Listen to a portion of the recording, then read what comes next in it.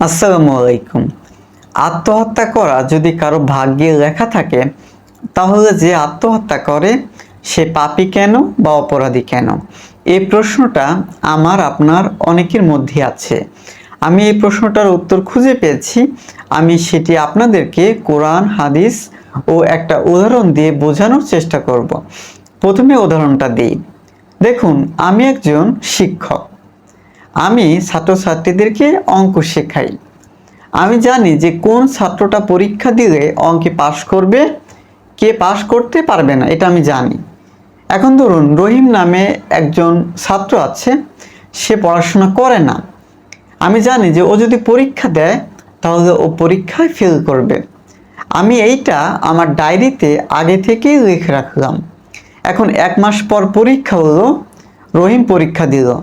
পরীক্ষা দিয়ে দেখা গেল যে ও পরীক্ষায় গণিতে ফেল করেছে। এখন ও যে গণিতে ফেল করেছে এর জন্য দায়ী কে?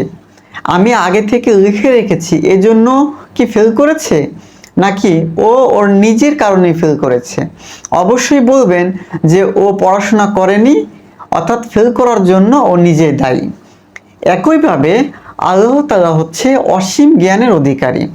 তিনি জানেন যে আমার কোন বান্দা কি কাজ করবে। তিনি জানেন যে আমার কোন বান্দা আত্মহত্যা করতে পারে। এটা তিনি আগে থেকেই আমাদের ভাগ্যে বা তকদিরে লিখে রেখেছেন। তাই যখন কোনো মানুষ আত্মহত্যা করে, তখন তার আত্মহত্যা করার জন্য কিন্তু আল্লাহ তাআলা কোনোভাবে দায়ী না। যে আত্মহত্যা করে এর জন্য সে নিজেই দায়ী। এখন অনেকে হয়তো ভাবছেন উত্তরটা তো পেয়ে গিয়েছি। না, এখন আরো কিছু গুরুত্বপূর্ণ কথা আছে, সেটা আমরা শুনবো। দেখুন, আত্মহত্যা সম্পর্কে আল্লাহ তাআলা কোরআনে বা তকদির সম্পর্কে আল্লাহ তাআলা কোরআনে কি বলেছেন?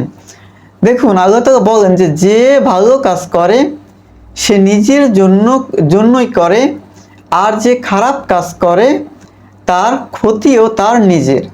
সূরা ফুসসিলাত আয়াত 46। অর্থাৎ মানুষ নিজের কাজের জন্য নিজেই দায়ী।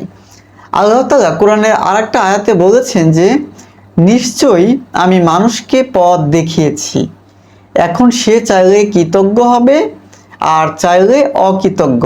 সূরা আদ-দাহর আয়াত 3। অর্থাৎ মানুষকে সুযোগ দেওয়া হয়েছে, এখন সে কোন পথে যাবে সেটা তার নিজের সিদ্ধান্ত। দেখুন, আমাদের নবীজি হযরত মুহাম্মদ সাল্লাল্লাহু আলাইহি ওয়াসাল্লাম কি বলেছেন সেটা আমরা শুনি। যে নিজেকে হত্যা করে সে জাহান্নামে একইভাবে নিজেকে কষ্ট দিতে থাকবে চিরকাল। সহিহ বুখারী। দেখুন, আসলে